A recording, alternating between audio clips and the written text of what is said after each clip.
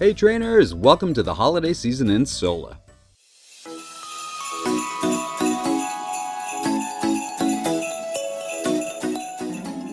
Welcome back trainers, you're with Pewter City Jim, and this month we're tackling a holiday Fakemon. In the past we've done a holiday cookie-based Fakemon, and we came up with some Fakemon to represent holiday gifts, specifically cool toys. What will we be doing this year? Well, let's find out together, but in the meantime, if you're new here, welcome.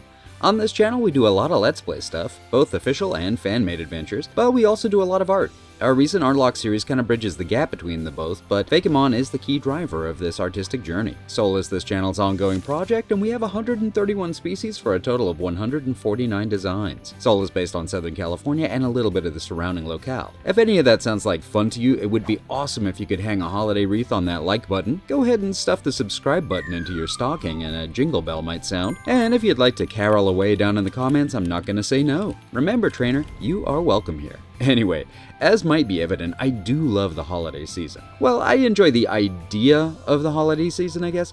The reality of it can be a little bit daunting, especially for those in the retail and service sectors. Stay strong, folks, you can do this. Only like, 3 weeks worth of Mariah left at this point? Right? We can make it. Probably. One thing I love about the holidays is the stories. Whether they be historical, cultural, religious, or just completely made up, I think one of the most interesting things about the holiday season is its ability to unite us through narratives. I grew up with Christmas stuff mostly, but the more I hear of holiday stories from other cultures, the more convinced I am that the tales we tell one another about this time of year are really very special things. Let me know in the comments if you have a favorite one, by the way. I wanted Sola to have one of its own. Something that people in this region would hold on to and talk about to one another. Something parents would tell their kids when the weather gets cool and the leaves are mostly gone from the trees. Much like the real-life SoCal, snow in Sola wouldn't be this all-encompassing thing. It would be found in a few areas reliably, but it's not like the winter is white from top to bottom here. I mean, I'm writing this script in mid-November and the leaves just started to fall in earnest this week, and I've only had to wear a sweater like maybe a handful of times. Sola would have seasons, but they wouldn't be as different in aesthetic as they are in Generation 5. The two regions do share a continent, but that's about it. Still, let's head up to the hills and see what kind of fable we can rustle up. Because the holiday season in Sola would be pretty cold, I definitely wanted the Fakemon to be an ice type, and while Christmas would be evident in the design, we all know that Christmas in the Pokemon anime at the very least is canon, I wanted to keep it at least somewhat open. I wanted to include elements of the night sky and candles in the design because these are things that resonate through a lot of holiday traditions for a lot of cultures. Two of my favorite holiday stories are the tale of Rudolph and the idea of Frosty the Snowman. Rudolph because I enjoy the idea of his differences to the rest of the reindeer becoming his strength. Rudolph was originally created for the mail order and department store chain Montgomery Ward in 1939 as a character just for a free coloring book that they'd give out around the holidays. He has his origins in Chicago. I think most of us know him from the Rankin Christmas special though. And Frosty because, well, you all know by now, if you've been following my Fakemon content for a while, that the idea of something inanimate coming to life and being a friend is a concept I really enjoy. Frosty has his own origin story in that he was created in 1950 to be competition for Rudolph. The Red-Nosed Deer got his own holiday hit song in 1949, and it did so well that they wanted another character-based song to capitalize on that success. Frosty's song takes place in Unova. I mean New York. This east to west migration is an important thing to keep in mind later. Sola also needs a mythical Pokemon, and being as I wanted to craft a tale around this creature, it just kind of fit together. Mythicals should be things of mystery and legend, where tales are spun about them and they have lore galore. So let's get designing. I wanted the proportions of this creature to be somewhat like that of the other cute little mythicals. Mew, Jirachi, Celebi, Manaphy. Big head, smaller body, and I knew I wanted it to be made up of snowballs, like a snowman. It has a scarf of stars, and the wooden antlers it was given are alight with the same nebula, constellation sort of energy, as though they were lit candles. I gave it a cute little face with a surprised look to it, almost as if it wasn't expecting to be noticed. I couldn't resist giving it a light-up nose as well. A little Rudolph inspo there, of course, and the scarf could be said to resemble that of a snowman you'd make in your yard, like Frosty. The thing with mythicals is that they're best when they are simple in design. Classic and clean without without too many crazy details. The desire to make the antlers more intricate or work in a more obvious star or candle motif or to add a pattern to the snow was there, and it actually took a lot of restraint to keep the details minimal. I really hope you like it. And here we have Feyrebu, the Fable Pokemon. It is said to appear around the end of the year, and it brings joy with it. Feelings of love and companionship are heightened in its presence. There's an old story meant for children that speaks of its creation, and that tale is a staple in Solarian households around the holidays. It's a relatively short little fellow with the fairy and ice types. The abilities you get are cute charm. Hit this critter and you might wind up infatuated. This would work even though the mythical technically doesn't have a gender.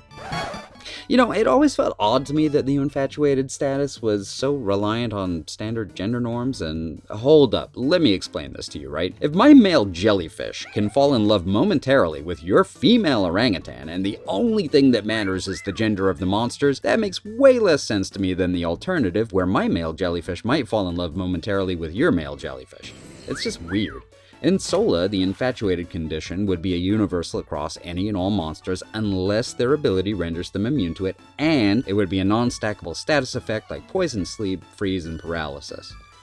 This is a weird place to throw in a mini section about status effects and battle mechanics, but it's just not an important enough thing to make a full video about, so here you go.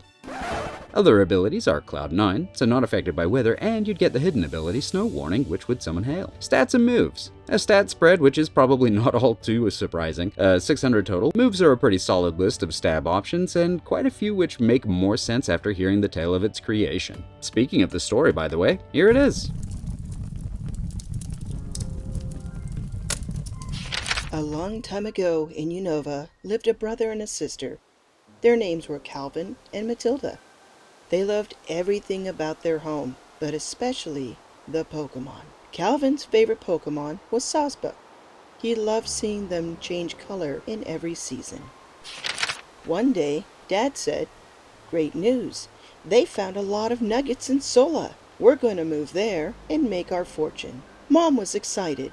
She wanted to buy a new dress and new furniture and new toys for her children. Calvin and Matilda were not excited at all. "We don't want to go," they cried. "We love our friends at school. We love our neighbors next door. We love the Pokémon who live here." But it was decided. The move from one place to another took a very long time. There were no cars, no planes, no trains, no teleportation. They had to travel with all of their things in a cart pulled by a very lazy Zebstrika. The children tried to be cheerful, but it was very, very hard.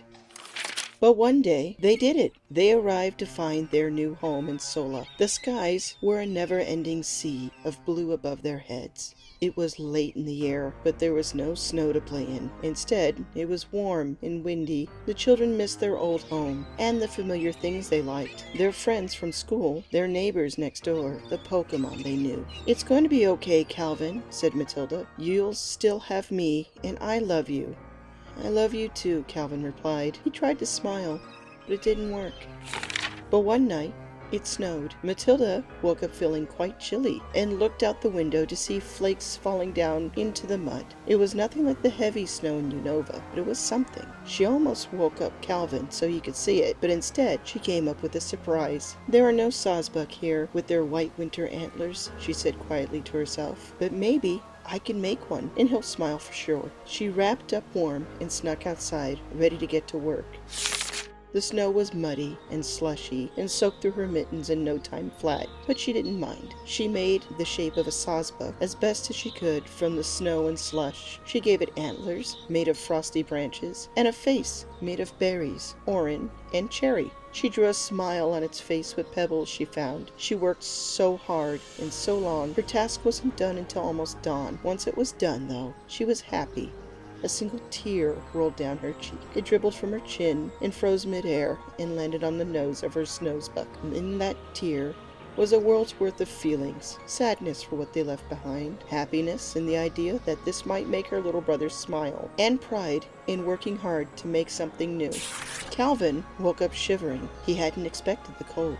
Matilda was in bed, asleep with a smile on her face. He looked outside the window and saw the snow in the yard. He threw on his coat and rushed out to play. There was a strange Pokémon in the yard, one he didn't know. It looked a bit like a Sawsbuck, and a bit like a snowman, and a bit like nothing he'd ever seen before. It jumped, and it pranced, and it flew through the air around Calvin. It did cartwheels and barrel rolls and made hoof prints in the snow. Matilda woke up to the sound of Calvin's laughter and ran down to join the fun, surprised at what her hard work had done. Because when we do things for others with love in our hearts, magic happens. One aspect of the holidays that I love most is the idea of working to make the lives of those around you better. I wanted to include that aspect in this Solarian fable and make it central to the idea of Feyrebu. While the feeling of doing for others is, it's its own reward, throwing a little magic at it and making something else of it is okay in my book too. Hey, thanks so much for joining me for this holiday episode, trainers. I hope your December is full of fun, friends, family, and good food. If you don't celebrate any holidays, I hope you enjoy the extra days off work, or school, or both. Thank you so much for the support you've given me over the last year, by the way. The Solar Region will be back in early January. I've been working on a bigger video for you, and it's a doozy, so I really hope you like it. I'm very much looking forward to catching you then. But in the meantime, take care, trainers. Bye!